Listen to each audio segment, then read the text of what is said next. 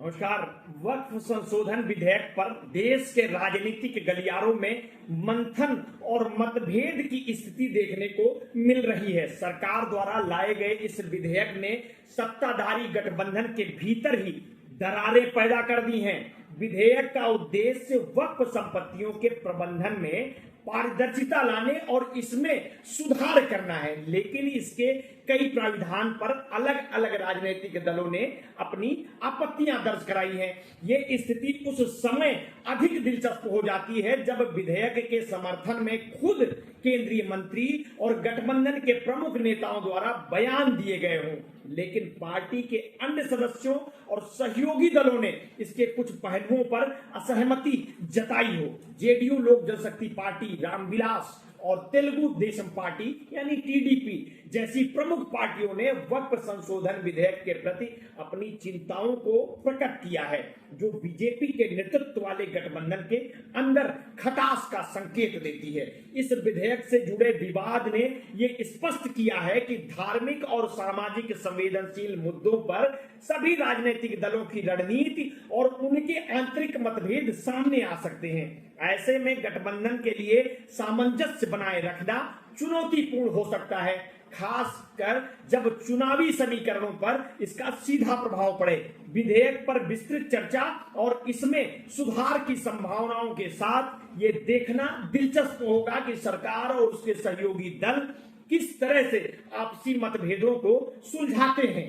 NPT की एक report के अनुसार वक्फ संशोधन विधेयक पर बीजेपी को अपने सहयोगियों की नाराजगी उठानी पड़ रही है। एलजेपी और टीडीपी के बाद जेडीयू ने भी वक्फ संशोधन विधेयक के कुछ बदलावों पर आपत्ति जताई है। जेडीयू के जामा खान और विजय चौधरी ने विधेयक में सुधार करने की सलाह दे डाली है। ध्यान देने वाली बात यह है कि इस विधेयक पर लोकसभा में चर्चा के दौरान जेडीयू सांसद और केंद्रीय मंत्री लल्लन सिंह ने इस बिल को सपोर्ट किया था। वक्फ संशोधन विधेयक को लेकर बीजेपी को एक और सहयोगियों से झटका लगता दिख रहा है। केंद्र में नरेंद्र मोदी की तीसरी बार सरकार बनने में अहम सहयोगी जनता दल यूनाइटेड ने वक्फ संशोधन विधेयक को लेकर चिंता जताई है। गौर करने वाली बात यह है कि एनडीए खेमे में जेडीयू तीसरी बार पार्टी है जिसने इस बिल को लेकर अपनी अलग राय रखी है।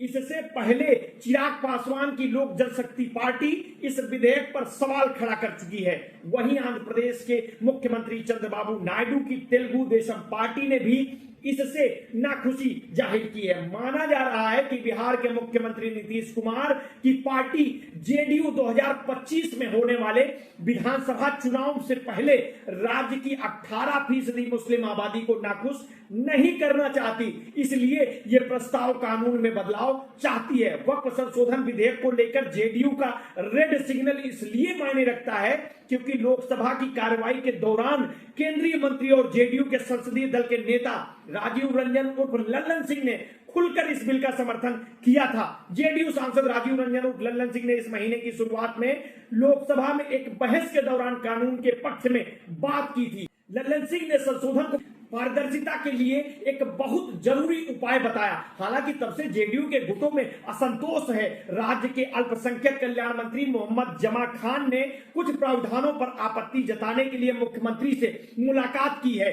बताया जा रहा है कि जमा खान असहमति जताने वाले एकमात्र व्यक्ति नहीं है। बिहार में जल संसाधन मंत्री विजय कुमार चौधरी ने मुस्लिम समुदाय की आशंकाओं के बारे में बात की है। विजय चौधरी व्यापक रूप से मुख्यमंत्री के करीबी सहयोगी के रूप में देखा जाता है। रिपोर्ट के अनुसार विधायक गुलाम गौस जैसे अन्य जेडीयू नेताओं ने भी संदेह व्यक्त किया है। नए कानून की धाराओं पर बढ़ती आपत्ति के परिणाम स्वरूप जेडीयू के कार्यकारी अध्यक्ष संजय झा और जमा खान ने केंद्रीय अल्पसंख्यकों मामलों के मंत्री किरण रिजिजू से मुलाकात की।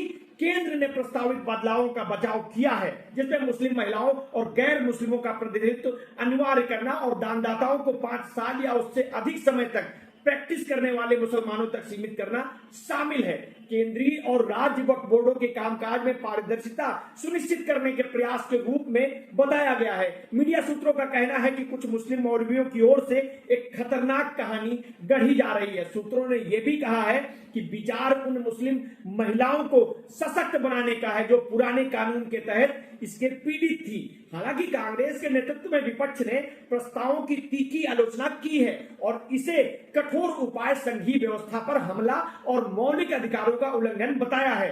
विपक्ष के बोलने के बाद किरण रिजिजू ने पलटवार करते हुए कांग्रेस पर मुद्दे को हल करने में विफल रहने का आरोप लगाया। उन्होंने कहा कि क्योंकि आप नहीं कर सकते, हमें करना पड़ा। कुछ लोगों ने वक्फ बोर्ड पर कब्जा कर लिया है और ये विधेयक आम मुसलमानों को न्याय दिलाने के लिए लाया गया है। आखिर वक्फ संशोधन विधेयक पर भयंकर विवाद के कारण इसे आगे की जांच के लिए एक संयुक्त समिति के पास भेज दिया गया है। भाजपा सांसद जगदंबिका पाल के नेतृत्व में 31 संसदीय समिति ने गुरुवार को अपना पहला सत्र आयोजित किया। अगली बैठक 30 अगस्त को तय की गई है। आगे की जो भी अपडेट आएंगी हम आपको समय समय पर पहुंचाते रहेंगे। आपने अगर अभी तक हमारे इस चैनल को सब्सक्राइब नहीं किया है तो तत्काल कर लीजिए। बेल आइकन दबाना ना भूलिए। अपने स्वास्थ्य के प्रति सचेत रहिए, सजग रहिए, अपना ध्यान रखिए। बहुत बहुत धन्यवाद। साधुवाद।